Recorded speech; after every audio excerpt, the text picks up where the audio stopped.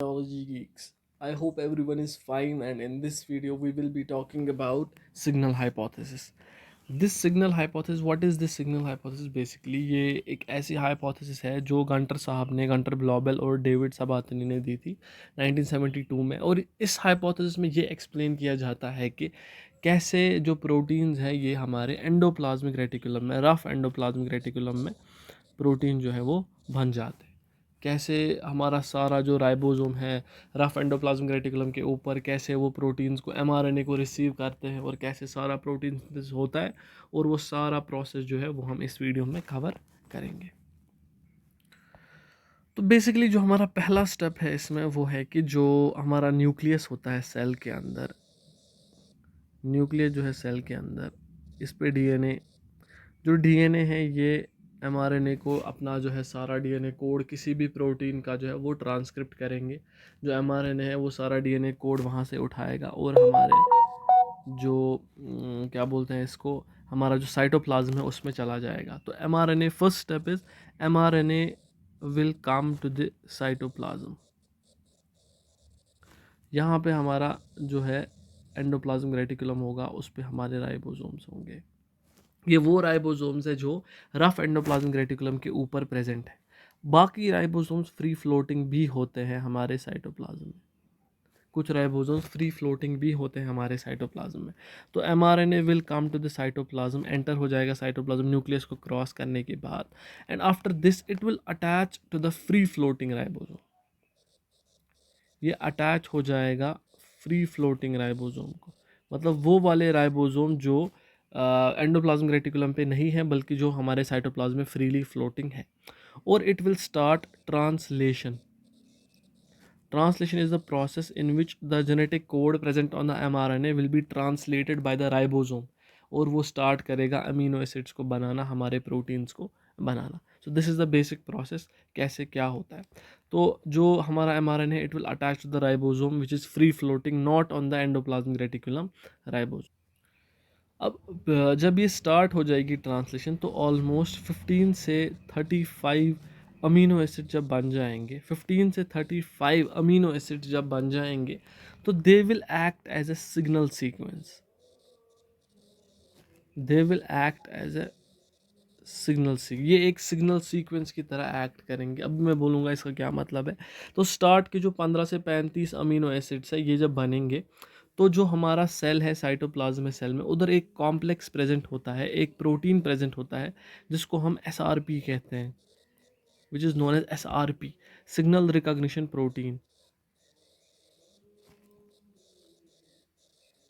Signal recognition protein ये एक ऐसा प्रोटीन है जो आइडेंटिफाई करता है कि कहाँ पे जो फ्री फ्लोटिंग राइबोसोम है ये कोई ट्रांसलेशन इसने स्टार्ट की है। जब ये आइडेंटिफाई किया इसने कि इसने 15 से 35 अमीनो एसिड्स बनाए जिसको हम सिग्नल सीक्वेंस कहते हैं, तो ये प्रोटीन इसको सिग्नल करता है, इसको रिसीव कर देखता है कि इसने बनाए। Then what it does is कि ये अटैच हो जाता है हमारे राइबोसोम को।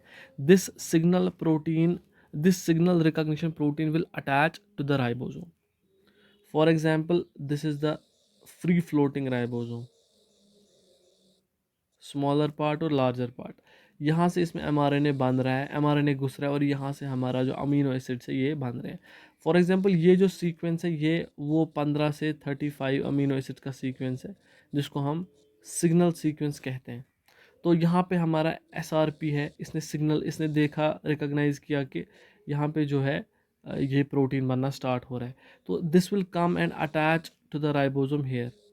ये राइबोसोम को यहाँ पे अटैच हो जाएगा एसआरपी।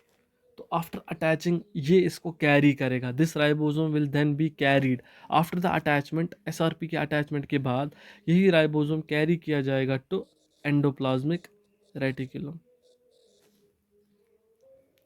जो हमारा रफ एंडोप्लाज्मिक रेटिकुलम है, रफ एंडोप्लाज्मिक रेटिकुलम के वॉल पे जो हमारा लिपिड बाइलेयर वहाँ पे होता है, वहाँ पे एसआरपी रिसेप्टर प्रेजेंट होता है।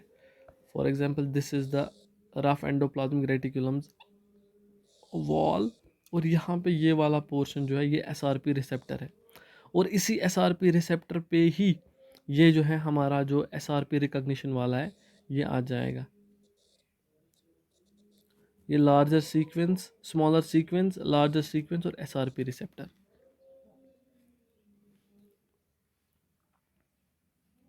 और ये हमारा अब एंडोप्लाज्मिक रेटिकुलम के वॉल पे आ गया। और इसी के नीचे से जो हमारा है, यहाँ से एमआरएनए है और नीचे से हमारा जो है प्रोटीन, अमीनो एसिड का प्रोटीन बन रहा है। जब यहाँ पे हमारा जो जो ये प्रोटीन जो है, जो अब हमारा एंडोप्लाज्मिक रेटिकुलम का मेम्ब्रेन है वो रिसीव करता है हमारा ये सारा जो है राइबोसोम का कॉम्प्लेक्स, और जो ये प्रोटीन है ये इस वॉल के थ्रू नीचे चला आता है, और यहाँ से हमारा जो है ये हमारा एंडोप्लाज्मिक रेटिकुलम का ल्यूमेन है। This is the lumen of endoplasmic reticulum, और ये ल्यूमेन में ही ये जो सारा प्रोटीन का कॉम्प्लेक्स है ये नीचे चला जाता है। और जो ये पाथ है जहाँ से ये वॉल को पियर्स करके ल्यूमेन में चला जाता है, this path is known as ट्रांसलोकॉन।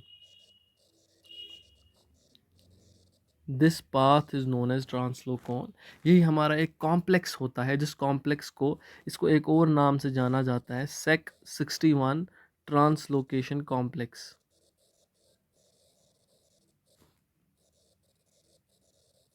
Sec 61 translocation को बेसिकली, इसको translocon is the sufficient name that should be given to it. और इससे, इसके थ्रू ही ये हमारा प्रोटीन जो है ये अब ल्यूमेन में हैंग हो रहा है। अभी ये प्रोटीन पूरा नहीं बना है, बस 15 से 35 अमीनो एसिड ही इसको बने, अभी ये और इसके बाद बनने वाला है। और जब अब ये इस ट्रांसलोकॉन के थ्रू नीचे चला गया, अब इस एसआरपी कॉम्प्लेक्स का कोई भी काम, अब इस एसआरपी कॉम्प्लेक्स का कोई भी काम नहीं है।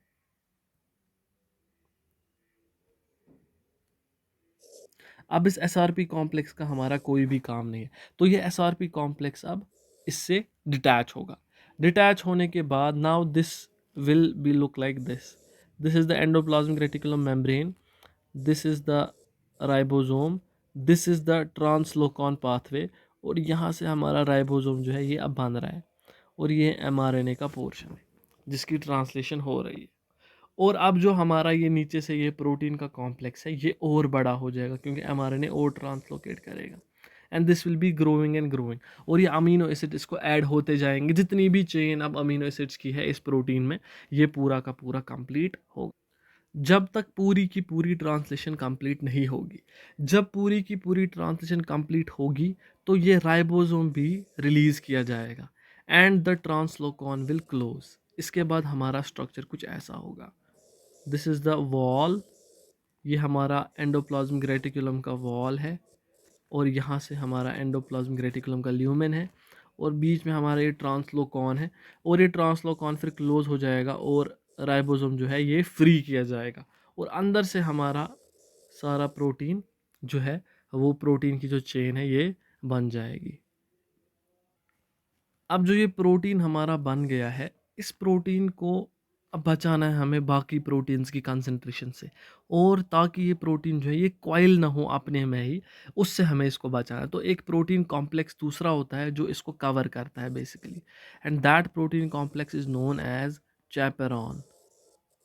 Chaperone is the protein complex that will cover this protein that is formed inside the lumen of rough endoplasmic reticulum, और इसके बाद यही पैक किया जाएगा। अब जो ये पार्टली मॉडिफाई हो गया है, अब शायद अगर इसमें हमें ग्लूकोज ऐड करना है तो ग्लाइकोलाइजेशन होगी, अगर कुछ और ऐड करना है तो वो ऐड हो जाएगा। उसके बाद this will be packed and it will be sent to Golgi apparatus। Golgi apparatus को इसको भेजा जाएगा। So this is basically the brief process through which the protein is synthesized, through which the protein is formed in the endoplasmic reticulum। तो ये हमारा signal hypothesis था।